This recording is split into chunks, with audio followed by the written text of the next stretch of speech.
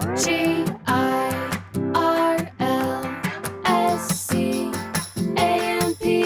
Girls Camp. Hello, everyone, and welcome to the Girls Camp podcast. I'm your host, Haley Rawl, and I am thrilled to be joined today by Amy McPhie Allebest. Sure. Allebest is how I say it. There you go. I forgot to ask you before I introed you. No problem. Amy is the founder and host of the podcast Breaking Down Patriarchy. She is also the author of the article Dear Mormon Man. Tell me what you would do. Tell me what you would do. Thank you. And it feels very full circle to be sitting down with you. I haven't told you this yet because I wanted to tell you on air, but this article, which we're really going to be focusing our conversation on, it's almost been 10 years since it was written. And I remember very, very vividly where I was when I first had this read to me. It was actually read to me by a friend. And it is a very interesting milestone for me in my own deconstruction journey. And I know that it has really affected and resonated with so many people. So thank you for writing it.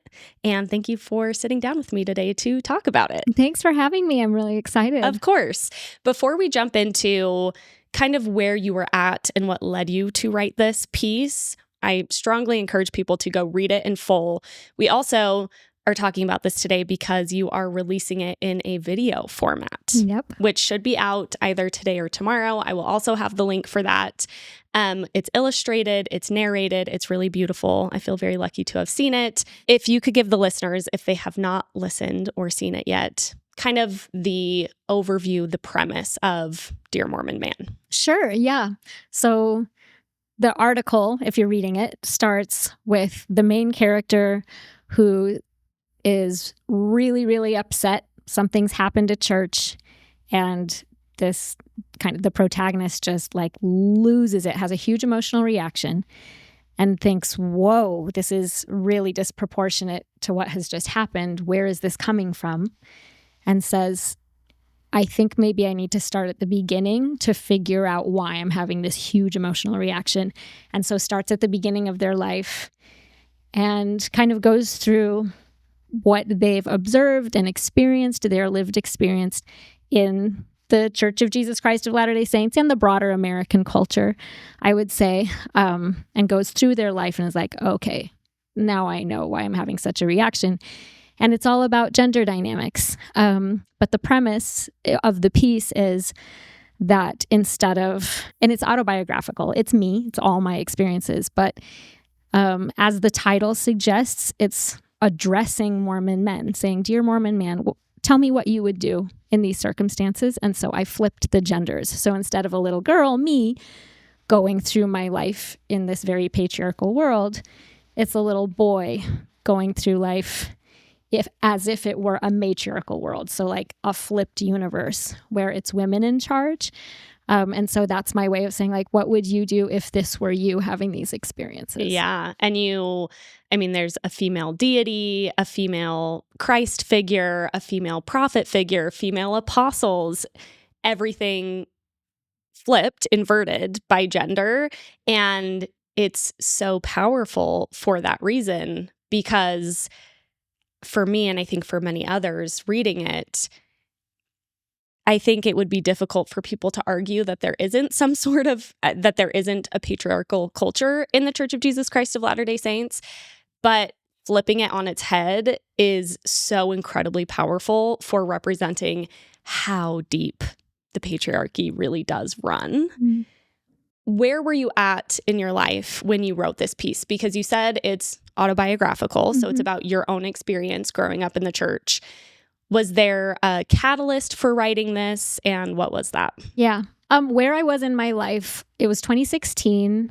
My kids were all in school. I was living in the Bay Area. We lived in the Bay Area for a long, long time, and we're raising our kids there. And I feel like the best kind of visual of where I was in my life was I felt like I was straddling with one foot on with each foot on like different tectonic plates of like straddling, just like barely holding it together with one foot like firmly planted in the church that I loved, the community that I loved. My husband has always worked remotely forever.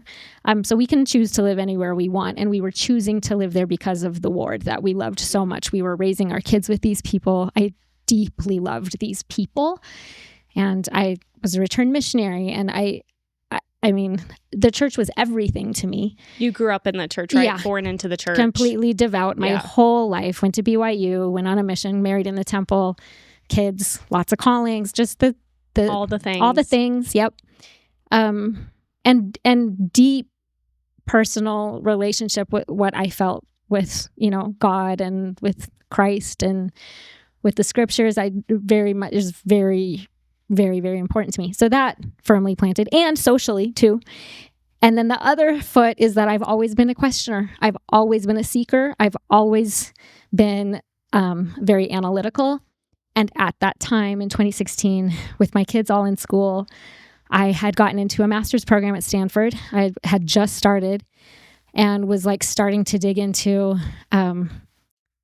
the history of civilization. And I was learning so much, and already just right off the bat, it was really shining a light on things that I had wanted to learn about, but it had been too painful. And I was like, I'm going to have to, I was just feeling like those tectonic plates just grind under my feet and cause I just felt like I was in a state of earthquake all the time. Mm-hmm. So that's where I was in general. I'd been having a feminist awakening, a long, excruciating feminist awakening for years, ever since I went to the temple the first time before my mission. The language of the temple was hugely impactful for me, deeply damaging from the very beginning. What age were you when you first went through the temple? 21. Okay, so you went on a mission before the age change, 21. Yeah. And can you speak a little bit more for listeners who don't know what language specifically stood out to you and frustrated you, it sounds like? Yeah. I mean, I feel like most people growing up in the church, most girls and women have pain points as they're growing up, usually around polygamy. When they learn about polygamy, mm-hmm. that hurts and is confusing. Or you'll see really, really sexist things, or you'll read Paul with women shouldn't speak in church, or you see those and you're like, that can't be right. That's not, Heavenly Father wouldn't do that to his daughters. Heavenly Father loves us. Heavenly Father loves me. And you see sexist, you see things, but you're like, no. And then I went to the temple, and for me, what it felt like was oh no, that is what it is. That is what it is. You are subjugated to men. And because the temple, you're not allowed to talk about the ordinances that are there, it just created this, almost it felt like an infection inside of me that I couldn't address because I couldn't talk about it. And I'd try to talk about it with a bishop or a stake president, all men, of course. Those are the only people you can, or a sister or whatever. Sure. But it would just be even then you're kind of trying to be careful, yes, maybe about how much you get into it, what exactly you say. You feel really bad talking about it because you're not supposed to talk about it. So you're I don't, it has nowhere to go. And so I would just try to shove it down, and then it would come up again. Just kind of this faith crisis that was based on this temple language that formally subjugates women to men, mm-hmm. Doctrinally in an ordinance. And it's not like church either, where you can, maybe you hear something from the pulpit where a woman's I'm so grateful that my husband's such a good leader. And you're don't like that. Whatever, I don't like that. Yeah, you can or you can stand up and leave if you want in sacrament meeting.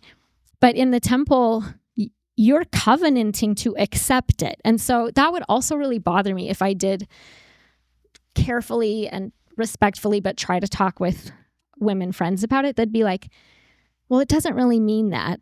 That sometimes women would say that, well, it doesn't really mean that. I'm please explain to me what it does mean then. Mm-hmm. And then why does it say it? Why does it say it?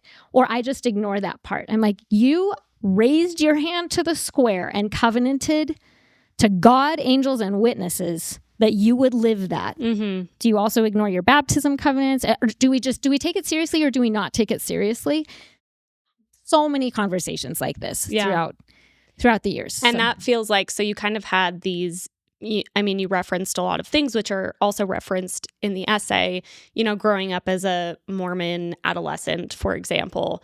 There's the modesty stuff. Yep. There's the licked cupcake virtue stuff. There's a lot of women need to be very careful to not tempt men. Virtue is the most important thing a woman can have. So there's all of that. And I like the way you said this, where it's like, okay, there's a lot of things that we see and internalize as young Mormon girls and women. And then and for every woman, it's different, but it feels like there's like a sticking point or something that's kind of like, wait a second. And I think it makes a lot of sense that for you, it was the temple, because that is, number one, institutionalized. That's like from the church itself. And number two, the temple is supposed to be like the most sacred, the closest to God, God's message. And so when it's saying, hearken unto your husband, and kind of putting your husband as an intermediary between you and God, it's like, well, how do we get around that? Right? Maybe there's ways we can get around these other things, but how do we get around that? Yeah, makes sense. So that really stuck out to you. Yeah. And you're sitting on that, but you still did the whole mission. Where did you go on your mission? Chile, Santiago. Chile. You mentioned that. My sister went to Viña del Mar. Oh, beautiful. Yeah. That's just north of where I was. There's so many missions in Chile. I know a lot of people who went to Chile. You did your mission, got married in the temple, and had all your kids by the time these things are still kind of festering inside of you. Yep. So in 2016, it had been quite some time since that initial, since you had gone through the temple. Yep. What was it like living within the church while you're still kind of thinking through these things and trying to navigate that? Do you feel like it was just an ever-growing tension? Yeah, it was. It did, again, there's that analogy of standing on the fault line of plates that are just just constant friction. And then it would that kind of settle down and be no, I'm okay. And then you'd feel the rumbling of earthquake again of there is something really wrong. No, it can't be right. You know how it is. And it's just torture. It's torture. And it was building and then subsiding and then building and subsiding. In 2012 and 2013, that's when I started subscribing to the Exponent magazine and reading Feminist Mormon Housewives. And I started kind of dipping my toes into learning a little bit about feminism. Had never taken a women's studies class. I didn't know anything really. It had just been truly lived experience and feelings in my body about the wrongness of patriarchy, but I didn't have any intellectual frameworks to understand. And to put language to it. So the Exponent helped. I then wrote an article in the Exponent. It was actually another dear person address. It was a letter to Elder Holland that was can you please explain what, and it just outlined all of the temple covenants that were really patriarchal. And Elder Holland is an apostle, a Mormon apostle. Yeah. Yes. And I had really hoped to get a compassionate letter back from him. And I just got a form letter from his secretary. And that kind of really devastated me. I just didn't know who else to turn to because I describe it as spiritual violence to go to the place where I was supposed to feel the most safe and close to God, and to literally have to make a covenant that I accept, that I accepted this thing that felt morally wrong to me, and just do it over and over and over and over again. And if I didn't do that, I would lose everything. I would lose proximity to the God that I loved, and I would lose, relationship with my family and be cut off from my ancestors. And it just was, it's such a hard place to be in. And I think that's why it just wouldn't go away, is because it was fundamental to my spirituality. Yeah. I think you're speaking to what is so frustrating about, I think a lot of people, some who end up leaving the church, some who end up staying, but a lot of people on the way out of the church, I think for me, a stepping stone was, I would say Mormon feminism. And I remember feeling very, very frustrated because it did feel who can I even tell these things to? Yeah. Number one, men, because they're the only ones that really can make a change or are really in positions of leadership over you. And then if you do reach out to, again, the higher up men, they're probably not really listening. So it feels like this really frustrating thing to feel like a woman in the Mormon church who wants to make change desperately because you love the church and it can be better. You understand it's steeped in patriarchy, which is, at least when I was in that mindset, I also understood, as you also speak to in your essay, the American culture is steeped in patriarchy. The world culture has been steeped in patriarchy for so long. But within the Mormon church specifically, it feels like a lot of dead ends as far as like actual progress, or how like one individual woman or a group of women can really enact progress. At least that's how I felt. Totally. And that's actually, to get to what you asked before too, is like, what was the inciting incident of the essay?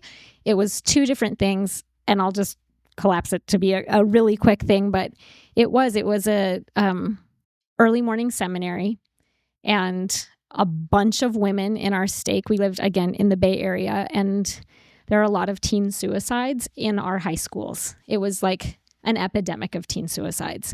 And we're getting all of these sleep studies out of Stanford that show like teenagers need to sleep more and later. And we're sending our teenagers to seminary classes, which are before high school. And it started at 6. It was from 6 to 7, and their high school didn't start until 8. So they had a whole dead hour in between. Empty hour in between. And all of these mothers are like, we're worried about our kids' mental health. 6 a.m. is brutal. It's brutal. Yeah. It means you're waking up at 5:30. Yeah. And with a wasted hour. So these women went to the stake president, wrote very carefully, because women have to be super careful, very kind, right? very respectful. Yes. And they're like editing each other's and like making sure it's perfectly worded. Sent letters to the stake president like, please, will you reconsider like the start time for our teenagers? I'll say too, like, because of the structure of the church, all the decision making is given to men on the institutional level, on the ward like their local congregation, and bigger in the church, and also in the home. Men preside over the home. All of the decision making lies with men, except the one thing women have is the nurturing care of their children. And for us as mothers, like those babies, we've been in charge of their sleep since they were born. That's the one thing that a Mormon woman has, is like feeding and making sure your child sleeps enough, and their mental health, their emotional well-being. That's the one thing a woman gets. And so even that, I mean, I guess I just like foolishly thought that like that was our domain. This is in my jurisdiction. Yeah. Yes. One of the very few slivers of a thing that's within. And you're absolutely right. It's like the well-being of our children is, we think this is negatively affecting it. Yes, 100%. And it was, sense. Yeah. So then what happened was instead of, there was just like no response. And then the stake president basically like went on a tour of the wards, chastising all the women for campaigning to the brethren. And it was just lectures about how we needed to sustain our leaders. And that broke me. Mm-hmm.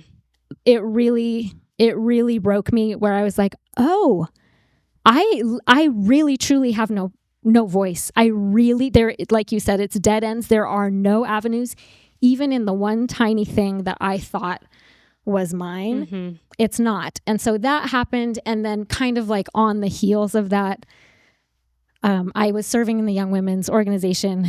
I had 2 teenage daughters at the time. And that was kind of like the thing that was keeping me going to church, was like, I could do lessons that I felt good about, and I could do damage control with my daughters afterwards. I was there hearing what they were hearing.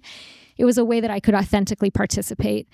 And then they changed my calling with me and the other woman. They just swapped us. And the other woman and I both were like, please do not change our calling. Please. Like, this is so important to us. And they were really, really nice men, really kind men. And the answer was just like, nope. Yeah. Sorry. No. Sorry. This is happening. And so I just broke. And that the opening of the essay, where it's like, you come home from church swearing, yelling, crying, like a tantrum. And that is so unlike me. Like, I'm quite an even keel person. I'm a calm person. I'm not a yeller. And my kids I feel so bad. I mean, I of course talked to them afterwards. I'm like, something really big just came Yeah. up. Sorry. Like Yeah.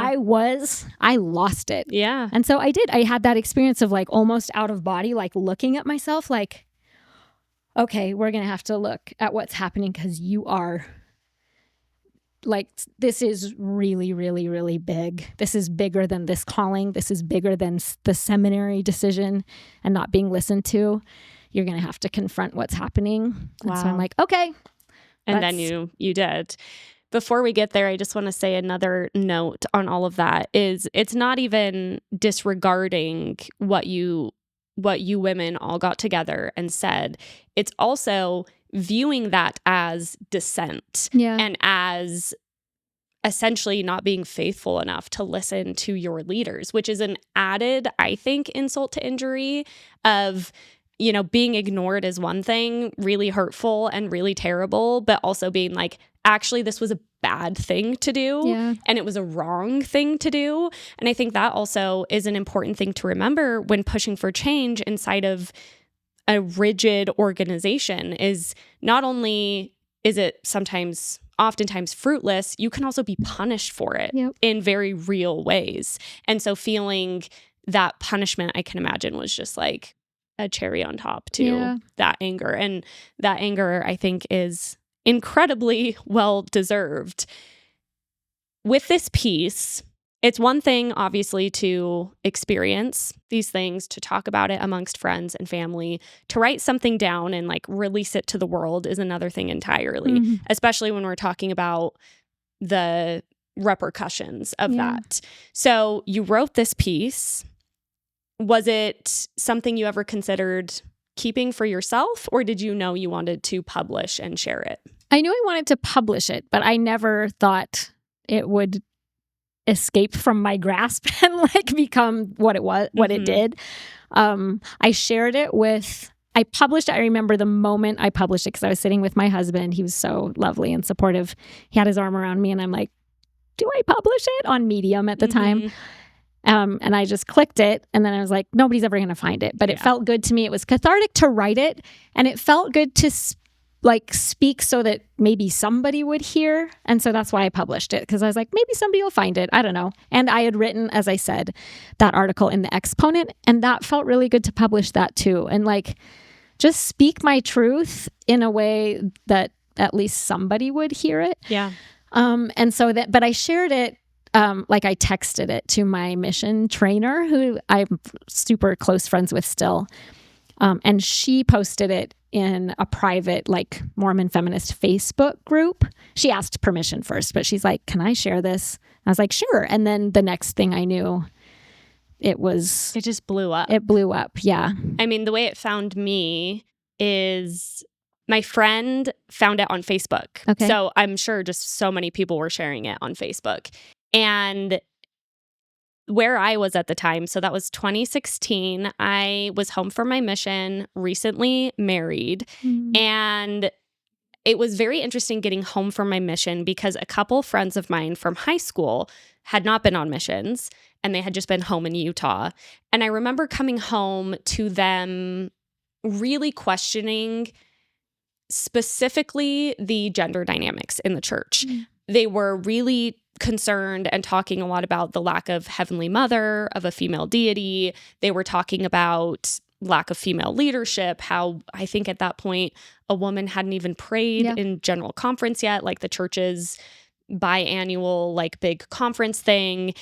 And I was pretty fresh off a mission. And it's so sad to me now what my reaction was to their concerns, which I remember always saying, like, my thing I would say is, well, I've never felt disempowered as a Mormon woman.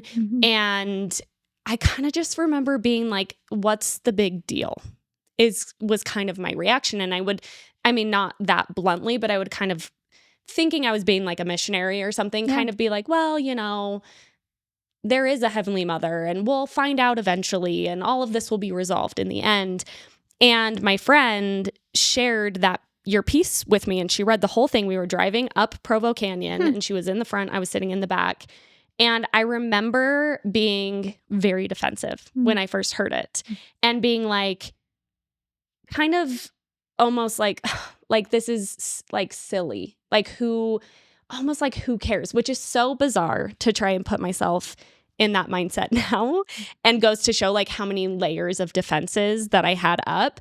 But I bring this all up because I mean, that's why it's such an interesting milestone to me, is realizing like how now I realize what those defensive layers were, because I had experienced so many of the things that you spoke about even before that point in my life, but also to illustrate how, I mean, it reached me as like a devout college-aged Mormon pretty quickly. So this was like, I think, really, really permeating the collective consciousness of Mormons, active Mormons too, which I think is another interesting thing to think about. I think a lot of people, and I mean, maybe you can confirm or deny this, but people sharing it were not necessarily like ex-Mormons, people who had left the church. It was women in the church, but hurting and confused. Yeah. Yeah, yes, that's so interesting, and thanks for sharing that. And I totally have so many of my own moments too that I look back with, like, I can't even relate to the person that was anymore. That's a good way of putting it. Yeah. But I remember being her also. I mean, I remember like, and so we have to, be patient with ourselves as we learn, and realize like there's still going to be things 10 years from now that I'm like, whoa, how did she in 2025 not know that yet? But yeah, thanks for sharing that. Yes, one moment there were two moments that I remember, like once I had published it, that I was like, oh crap, like it kind of like made my heart beat fast. And one was a few days after it was published. Our dear friend who was in the neighboring ward and was the bishop of the neighboring ward texted us and was like, my friend just sent this to me. And he was he loved me. And so he was proud of me, but it was tricky. But I was like, whoa, like that is circulating way beyond my control. Yeah. And also if that friend is getting it, then is everybody seeing it? And that was a little bit, I wasn't quite prepared for that. And then the next one was like a day later, John DeLynn messaged me on Facebook, and I had listened to a lot of Mormon Stories episodes. And so I knew I knew John's voice in my head for hours and hours and hours. And that was, that was a surreal experience too. And he invited me onto Mormon Stories. And then that also like just launched it further. Yeah. Why did you choose? Because I think it's so resonant because it's so beautifully written. It's so emotional. I think really the crux of the piece is that gender inversion that you did. And there's a lot of other ways you could have written it, right? You could have just written it from your perspective, not only the gender inversion, but saying, okay, men, if this was you use you in the essay. Did that come to you as you sat down to write it? Like, how did you choose to write it from that perspective? Yeah, I had thought of that idea a few years before, and I'd actually tried to write it a few times, and I would just, spend an hour trying and just like, it's not coming. I'm a writer. I kept writing all through, even though I was, raising kids for many years before I went back for my master's. But, so I was always writing all the way through, but I knew I wanted to do a piece where I flipped the genders because of the countless times that I would try to talk to usually men, sometimes women though too, about it. Like, I'm seeing this, I'm feeling this. And they'd be like, like, why is this a big deal? You're making a big deal out of nothing. They just didn't get it.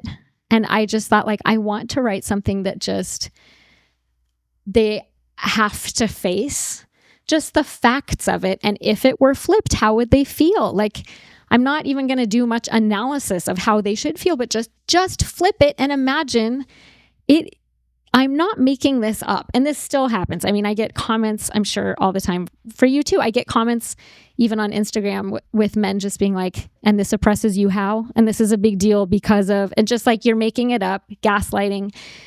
And so I thought, I want to just, and some people won't accept the invitation, but I want to invite you to just walk a mile in my shoes, or you know what I mean? Just like imagine that this was your universe and then tell me what you would do in my position. So yeah, it had been percolating for a few years. Like I said, like that idea, that little nugget of an essay. And then I guess it was in the end kind of a blessing in disguise that those things happened that upset me so much, because at that point, then it just like was coming through me like a freight train. I had a paper due actually in my master's program, and I couldn't write the paper. I just sat on my bedroom floor and wrote Dear Mormon Man instead. Needed to be written. It needed to be written, and it was ready. It was ready to be written. I had done some work ahead of time, and like I said, it was just kind of sitting there, but the time wasn't right. And then when the time was right, I couldn't stop. Yeah, just flowed out. Yeah. I think that is part of what I find so powerful about the gender inversion, is that it's just, again, people, I mean, I'm sure you can find a group of people who would argue, but it's just objectively true. I mean, you're just laying out from the birth of a Mormon girl throughout her life what she will experience in terms of gender dynamics. Just objectively speaking, she will have to speak to, or in, your flipped version, if it was a man, he would have to speak to a female bishop. He would have to watch the young girls passing the sacrament, and he couldn't. And when you make that flip, that inversion, you see how much that dynamic permeates everything. I think that's part of what's so powerful about it too, is there's not a lot of, even like you said, expounding. It's just like, this is how it is. And even changing the names of the figures that you use to be female names. I actually found this extra powerful in the medium of the animated video, because I'm seeing these figures that I'm so used to seeing as men with like a ponytail.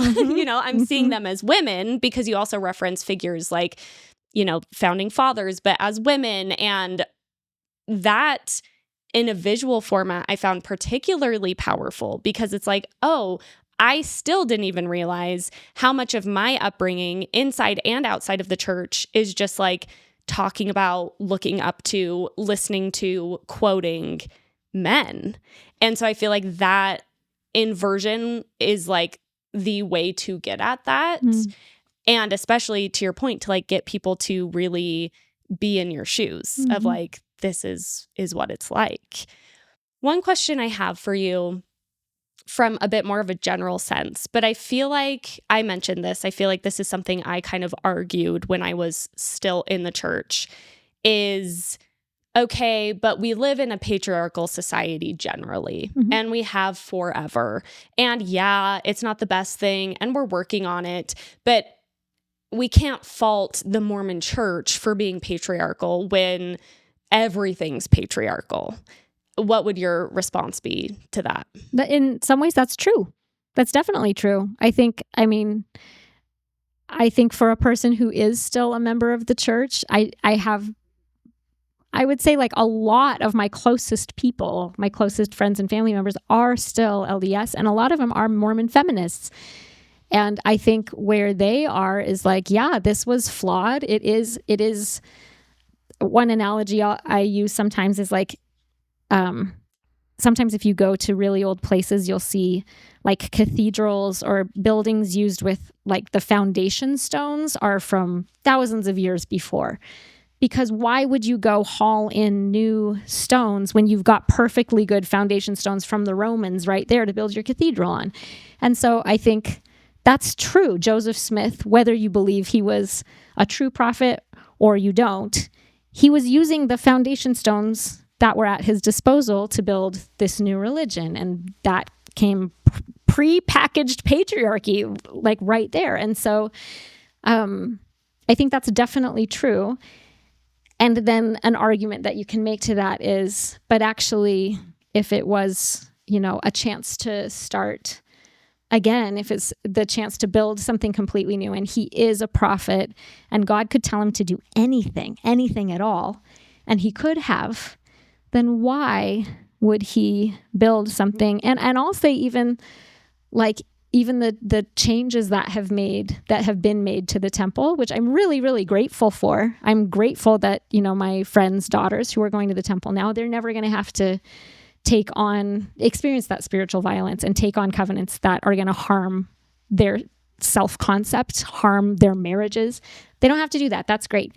I had to undergo decades of that. So why?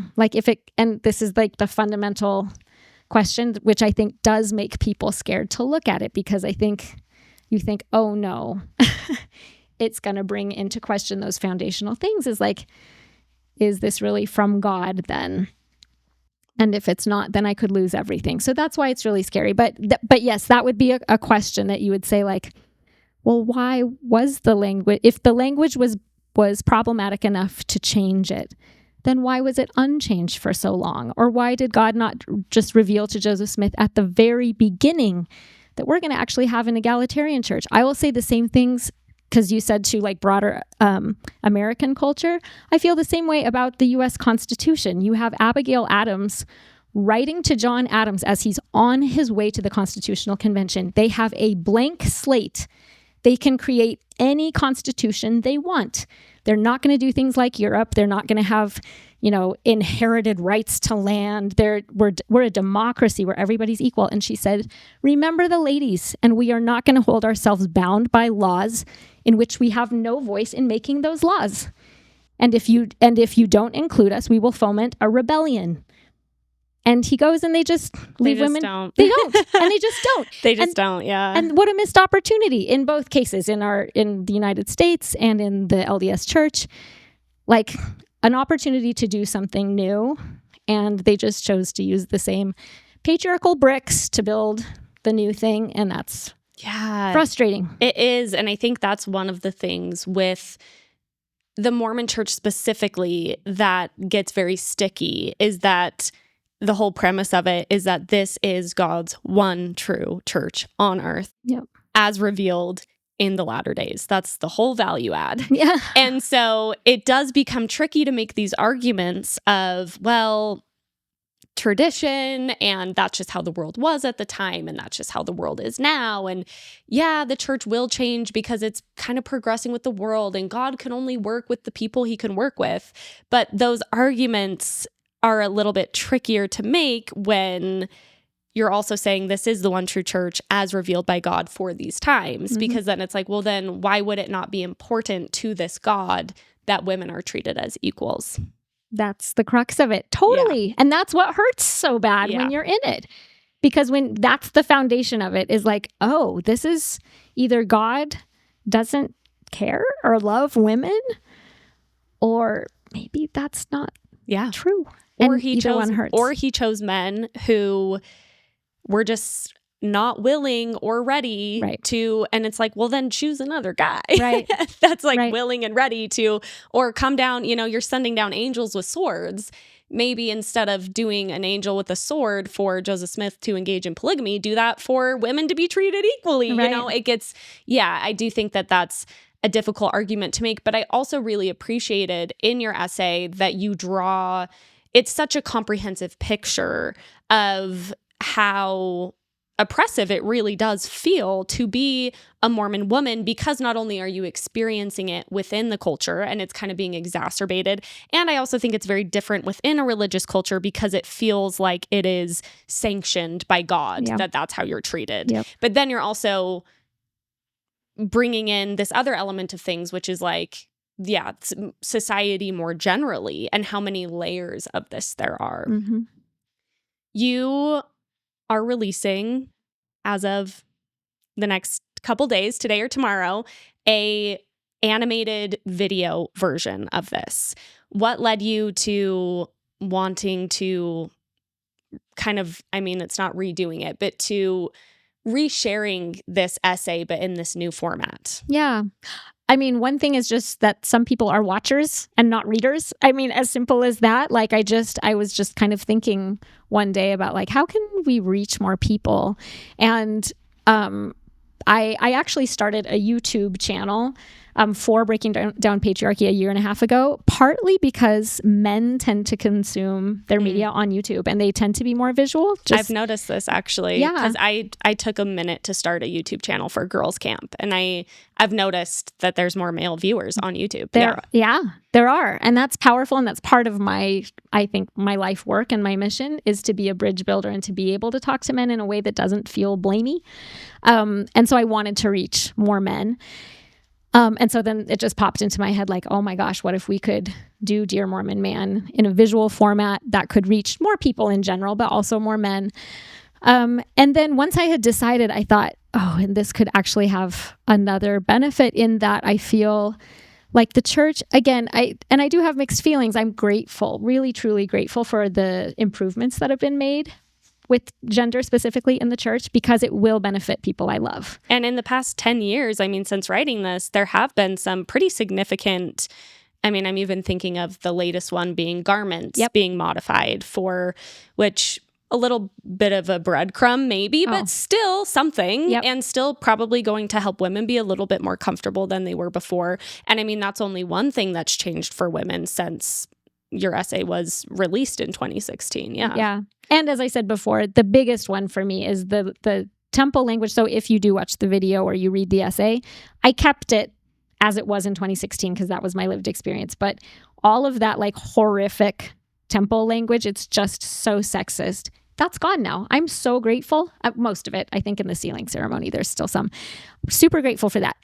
With that said, I also feel like it's a little dangerous for young women now that I have another analogy. I think in analogies. I love. I think of like growing up in the church for me as like, think of if you're growing up in like this safe, pretty little town with all your family and friends and you're really, really, really happy, but you feel sick sometimes.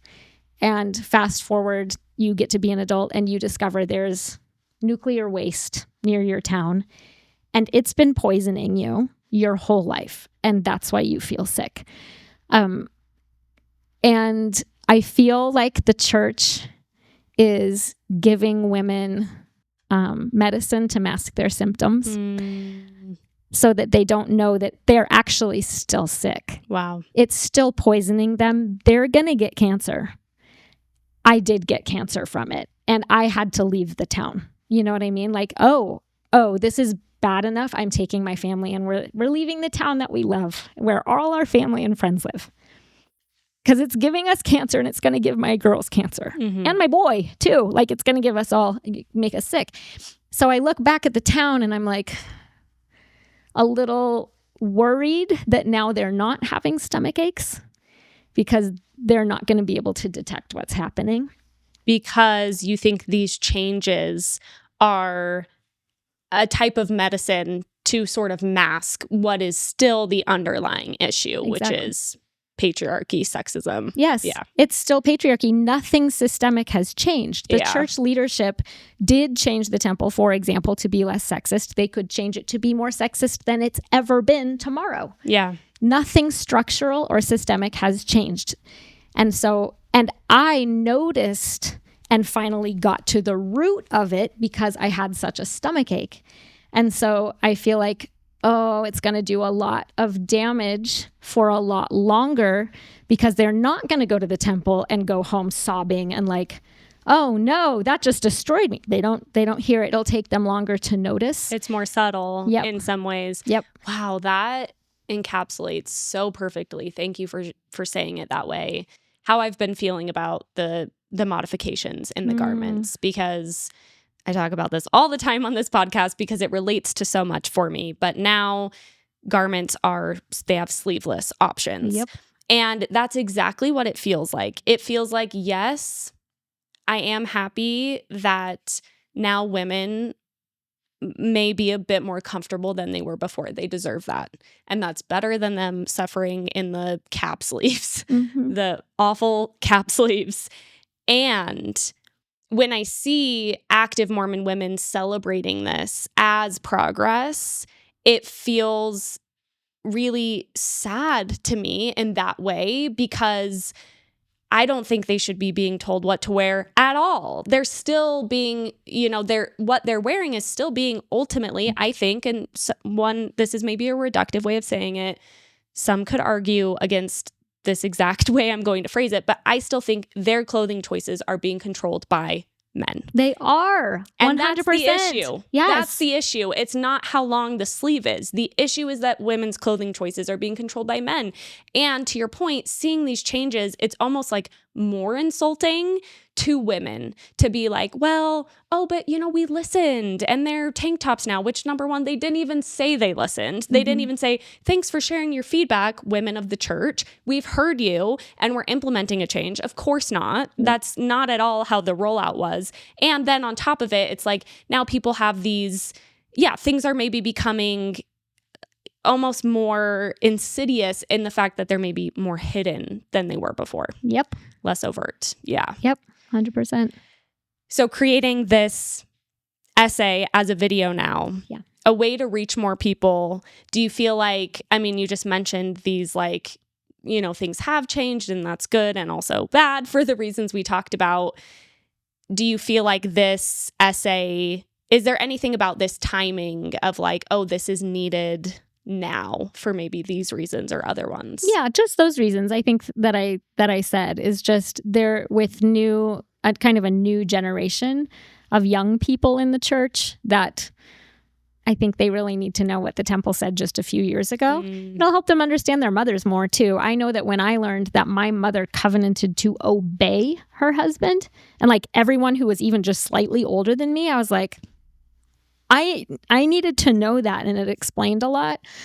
And just tell the truth. Just tell the truth. So I see that as a benefit for this moment because a lot is changing, but right underneath the surface, nothing's changing. And so I think that's beneficial for this moment. Absolutely. Yeah. I think that's a great point as well, thinking about, I stepped away in a true way from the church. I always forget how many years, maybe 7 years ago. And the amount of change since then, it used to be hearken unto your husband, and now that's been taken out.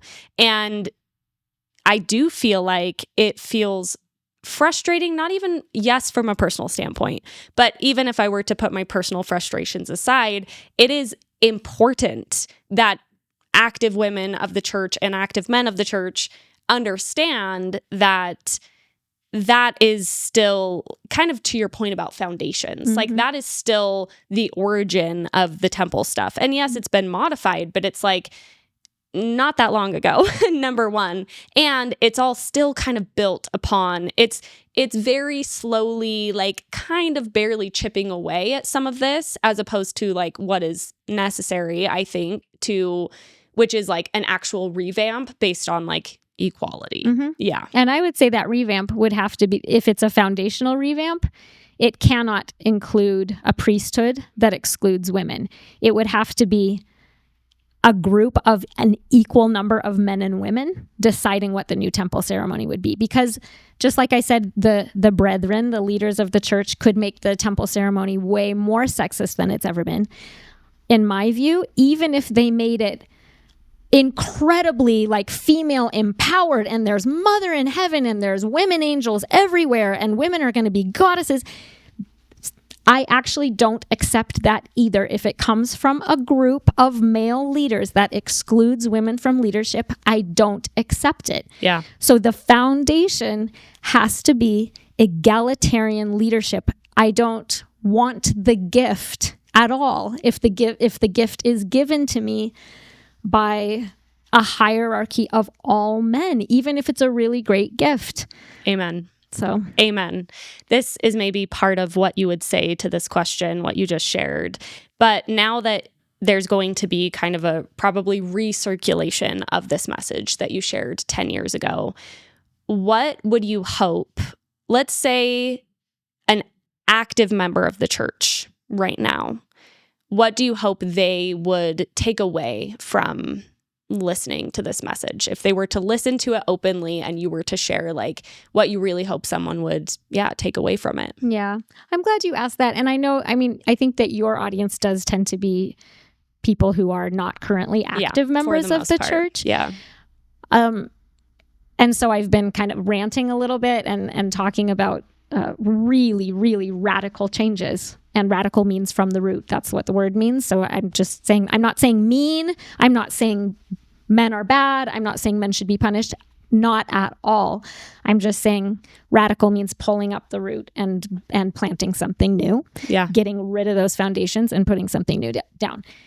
That's how I see it.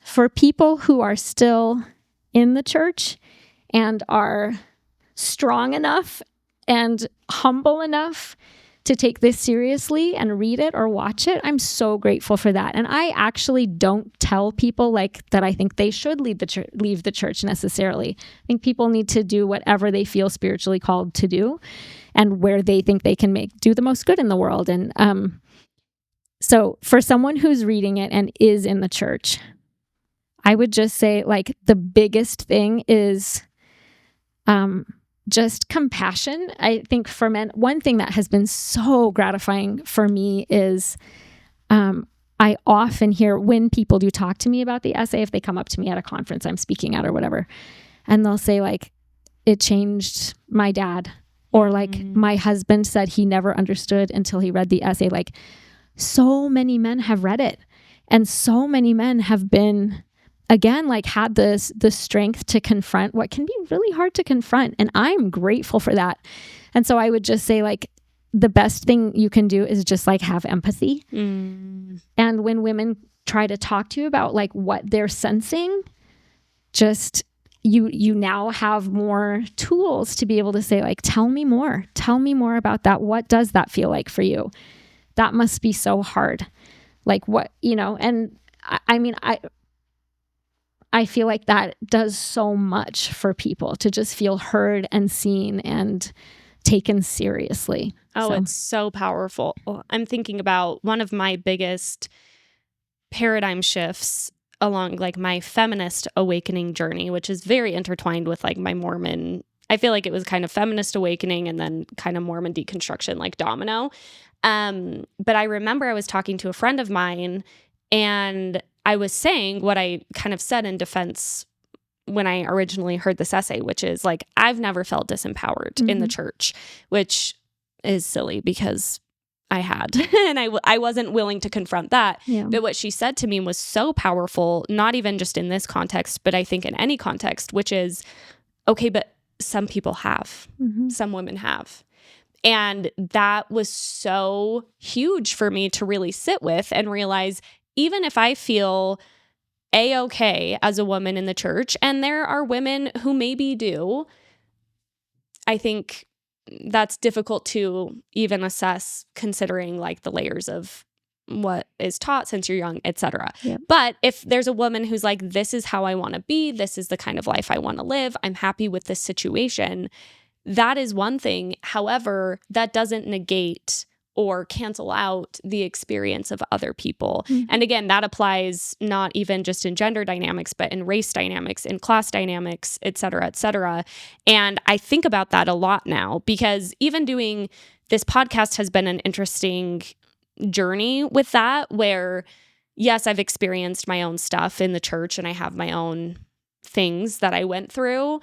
And now I've been exposed to so many more people's experiences and hurt and betrayal that, everyone has their own journey with all of this. And being able to realize like, oh, I may have left the church with this set of experiences, even traumas in certain cases, but wow, some people experience like deeper, more significant traumas.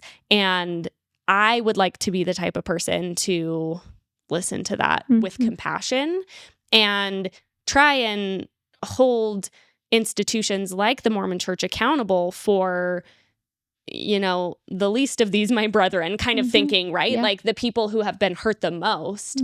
And so I think that that's a great response to that question, which is, even if you don't necessarily feel this way yourself, if you put yourself in someone else's shoes, hopefully you can at least have empathy and compassion for how they might be feeling. Yeah. And I'll add to that too. One thing that I appreciated in my husband was as soon as when I pointed it out to him, he was so empathic and compassionate to me. And that meant the world to me. And also, he spoke up, and I appreciated that too. I remember the last couple of temple recommend interviews where it was him talking with the local leader to see if, to make sure he was worthy to go to the temple.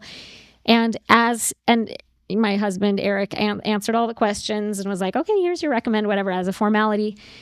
And then he's like, and I do want to encourage you to go with your wife, go to the temple often. And Eric just said to him, like, oh, I'm not going to be attending the temple, and my wife will not be going. And it just really took him aback. And he said, what do you mean? And he's like, I am not going to like just sit there and watch my wife be subjected to that kind of sexism in the temple. So no, I won't. And Eric said he physically stepped, like the stake president, like fell back on his back foot. Like, he's like, I've never thought of that before. And if people don't say anything, then that's privilege, right? Is like, there's a lot of people, it doesn't hurt them personally. It doesn't hurt men. And so they can go their whole lives never even thinking about it. So I would say have compassion, have empathy, and also speak up sometimes, because the men are the ones with the access to the levers of power in the LDS church. And so if everybody's like silently, like to their wife, like, sorry, honey, I know that's really hard, but they don't say anything to their leaders, the progress will take forever. Yep. And it's the people in the power dynamic that have the upper hand that are going to be able to, move the needle more and more quickly. Yep. One thing I'm so excited to talk about, and I think a lot about, and we were kind of talking about this before we started recording, and I'm like, let's put a pin in it, because I feel like this will be very relevant for my audience specifically, is that I think many Mormon women, myself included, we deconstruct patriarchy, and that is directly relevant to us. I'm speaking about white women right now as a clarification. And then we stop there. And I've been thinking a lot about intersectional feminism and how to use this passion toward deconstructing patriarchy to then like continuing further down that deconstruction journey, because obviously patriarchy is one thing for white women and it's another thing entirely for Black women. And so I'm curious to get your insight onto that, and maybe even, just in a general sense, and then maybe even like some practical actions of ways that ex-Mormon women specifically can not just stop at deconstructing patriarchy essentially for white women. Yeah, I have a couple of things to say. This is what I kind of spend my life on all day, every day. I would say, first of all, and you know this, I'm sure, but I would say like there's probably more internal deconstruction of patriarchy than people realize, even for themselves. Once you leave the town that has the nuclear radiation, you can leave the town. If you have cancer, you're going to have a lifetime of your body now makes cancer cells. And so like, that's one thing I've learned is, as I've read literally like hundreds of books on patriarchy and done this whole scholarly project, it's just going to take my whole life to deconstruct the patriarchy in my relationship with my parents, in my marriage, in my relationship with beauty standards, in my relationship with my body, as a mother, in every layer has patriarchy in it. So it's just like you have to kind of keep going like, shoot, the cancer showed up again because of what I was exposed to my whole life. So I just want to say, like, don't think that just because you don't, not you, I'm just saying for listeners, like, good job if you've removed yourself from the situation, but just because you're not going to church anymore doesn't mean that you don't have patriarchy all through you. Yeah. You're not going to just like, it's not a switch when you step away from, It's not. And especially with men, because I think sometimes they think they're enlightened and woke once they leave the church. Yeah. And if they haven't done any work to like interrogate their dynamics with their wives, with their coworkers, it's not doesn't get better on its own. So, and it can be even more dangerous in some ways if they think they're super enlightened, but actually are not at all. No. Yeah. So I would start there. Start there. And then thank you for asking about intersectionality. It's so important. And I do think that, I mean, it's human nature, I guess. Like, we do have complicated lives. Everybody has struggles, and it's just human nature to be like, there are hurdles in front of me. How do I get over the hurdles? And then you look at the next hurdle and you don't stop and go like, I wonder if maybe I should look behind me and like dismantle that hurdle for the next person coming through. That's just human nature. But it is sad and ironic, I think, that we as white women do sometimes do that exact thing, that we're like, these men and there's all these hurdles, like how can I get over them myself? And how come you, man, are not looking at me and realizing like, that's nice for you that you have that advantage. Look at me. And then we get over it. Oh, and do the same thing. Mm-hmm. So I would say the most powerful thing that I've done so breaking down patriarchy as a podcast, and you can see this on YouTube too, is I went through chronologically, like, how did patriarchy form, how, where, and when, and how did it, lay foundations for our laws, for our sciences, for our religions, for all this stuff.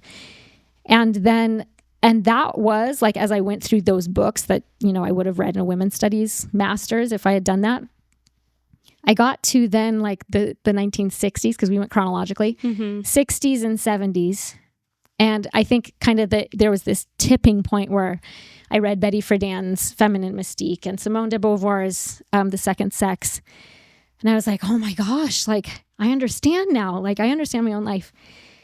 And then you start to get to the women of color writing about their experience and the layers of like, patriarchy plus racism plus maybe heteronormativity for gay women, and you have working class and poor women and I'm like, oh, wow.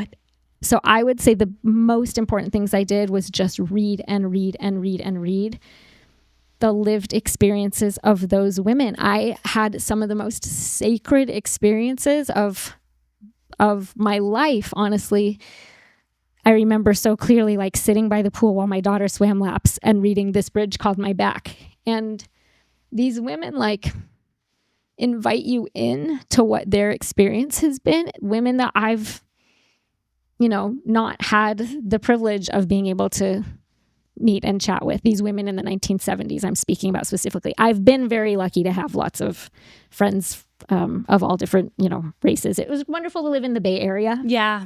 That much we had more diverse. Yeah. Very, very diverse friend group there. But I'm talking specifically about these trailblazing, groundbreaking women of color feminists in the 1970s.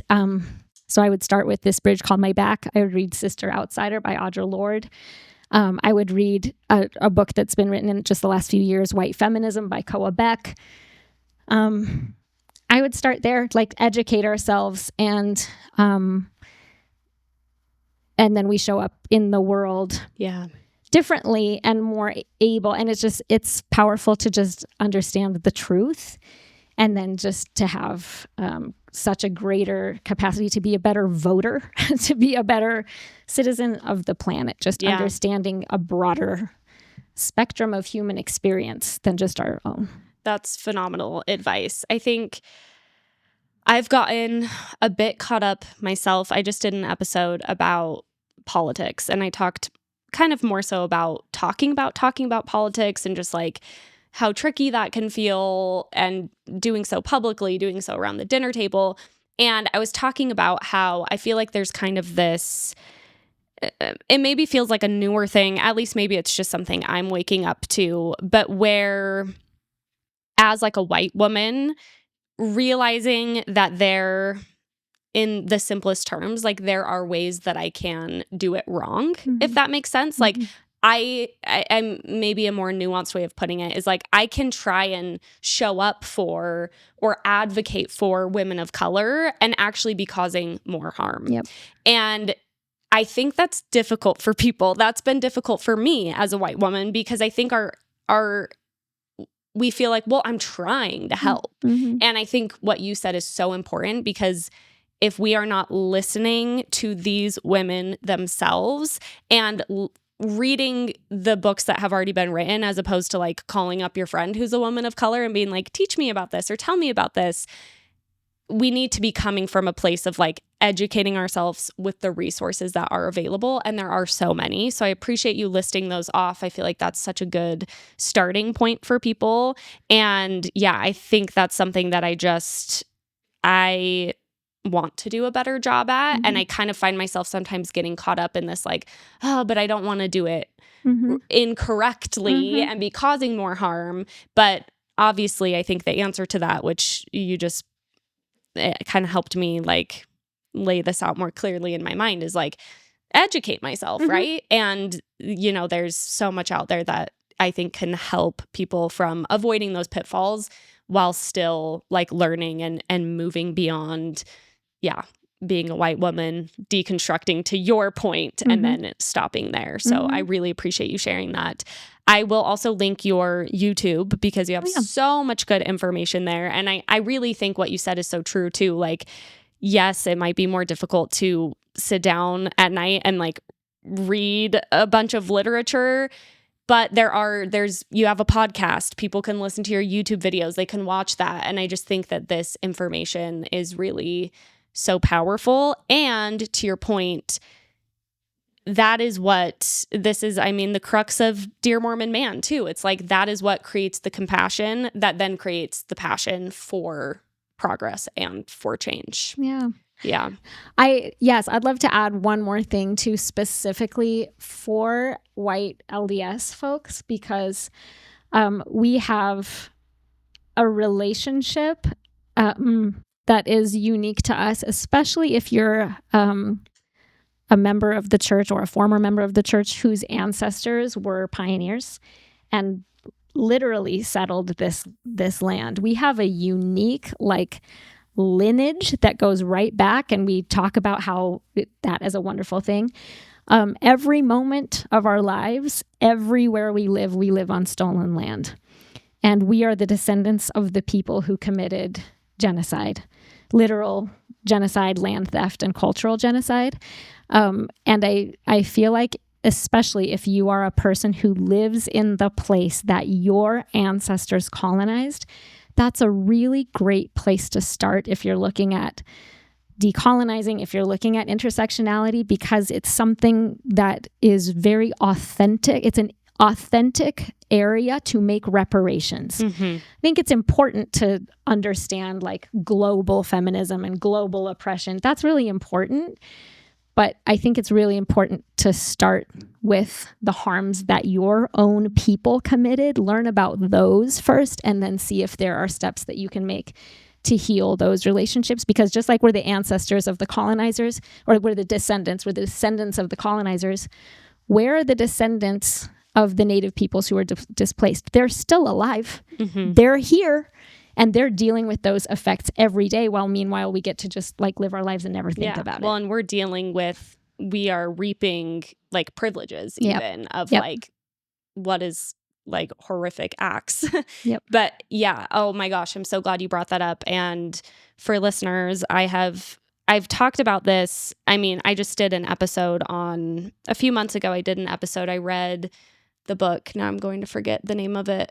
It was about the Martin and Willie handcart companies, which was a really fascinating thing for me to delve into, because I never really had as an active Mormon. And I've kind of been like more reckoning with my own pioneer ancestry, because they weren't in the Martin and Willie handcart companies, but I do have pioneer ancestry.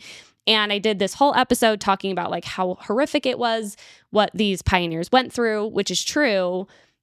And then was like, oh my gosh, but like the true horrors of this is that, yes, they're experiencing these things, but then they just come to this land and they just take it and they kill people who are there, or, you know, spread disease, whatever.